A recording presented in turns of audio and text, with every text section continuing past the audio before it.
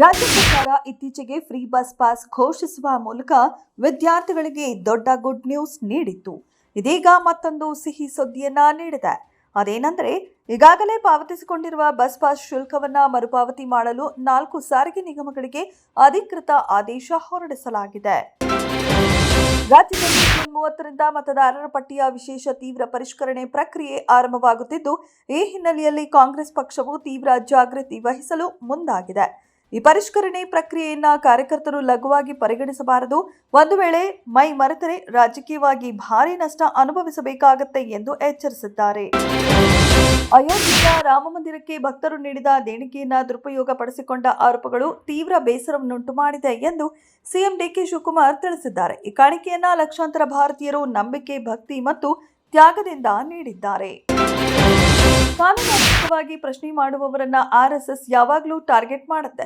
ಈ ಟಾರ್ಗೆಟ್ಗೆ ನಾವ್ಯಾರೂ ಹೆದರುವುದಿಲ್ಲ ಎಂದು ಕೆಪಿಸಿಸಿ ಅಧ್ಯಕ್ಷ ಬಿಕೆ ಹರಿಪ್ರಸಾದ್ ಹೇಳಿದರು. ಆರ್ಎಸ್ಎಸ್ ಬ್ರಿಟಿಷರ ಪರ ಇದ್ದು ಕಾನೂನಾತ್ಮಕ ಕ್ರಮಕ್ಕೆ ಒತ್ತಾಯಿಸುವ ಆರ್ಎಸ್ಎಸ್ನವರು ಮೊದಲು ನೋಂದಣಿ ಮಾಡಿಸಲಿ ಎಂದರು.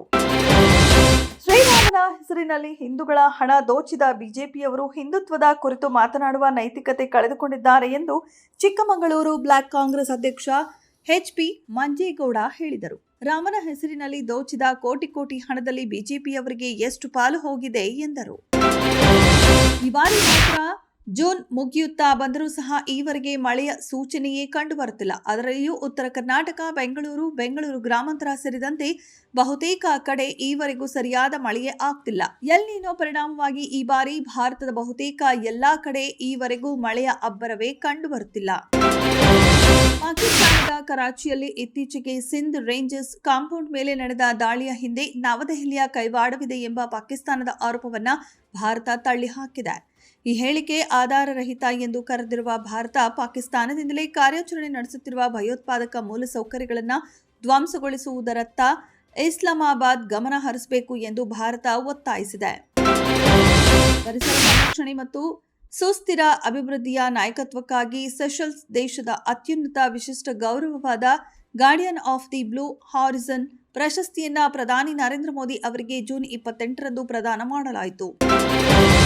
2 ಪಂದ್ಯಗಳ ಟಿ20 ಸರಣಿಗಾಗಿ ಐರ್ಲೆಂಡ್ ಪ್ರವಾಸ ಮಾಡಿದ್ದ ಟೀಂ ಇಂಡಿಯಾ 2 ಪಂದ್ಯಗಳನ್ನು ಏಕಪಕ್ಷೀಯವಾಗಿ ಗೆದ್ದು ಸರಣಿಯನ್ನ 2.0 ಅಂತರದಿಂದ ವಶಪಡಿಸಿಕೊಳ್ಳಲಿದೆ ಎಂದು ಎಲ್ಲರೂ ಭಾವಿಸಿದ್ರು. ಆದರೆ ಅಲ್ಲಿ ನಡೆದಿದ್ದ ಬೇರೆ ವಿಶ್ವ ಚಾಂಪಿಯನ್ಗಳೆಂಬ ಅಹಂಕಾರವನ್ನ ಮೈದುಂಬಿಕೊಂಡಿದ್ದ ಟೀಂ ಇಂಡಿಯಾಕ್ಕೆ ಶಿಶು ಐರ್ಲೆಂಡ್ ಎಂದಿಗೂ ಮರೆಯದ ಮರ್ಮಾಘಾತ ನೀಡಿದೆ.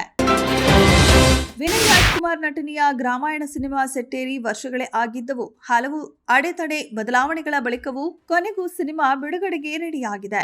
ಗ್ರಾಮಾಯಣ ಸಿನಿಮಾದ ಟ್ರೇಲರ್ ಇಂದು ರಿಲೀಸ್ ಆಗಿದೆ. ಟ್ರೇಲರ್ ಮೊದಲ ನೋಟದಲ್ಲಿಯೇ ಗಮನ ಸೆಳೆಯುತ್ತಿದ್ದು, ತಮಿಳಿನ ವೆಟ್ರಿಮಾರನ್ ಸಿನಿಮಾಗಳ ಫೀಲ್ ಕೊಡುತ್ತಿದೆ.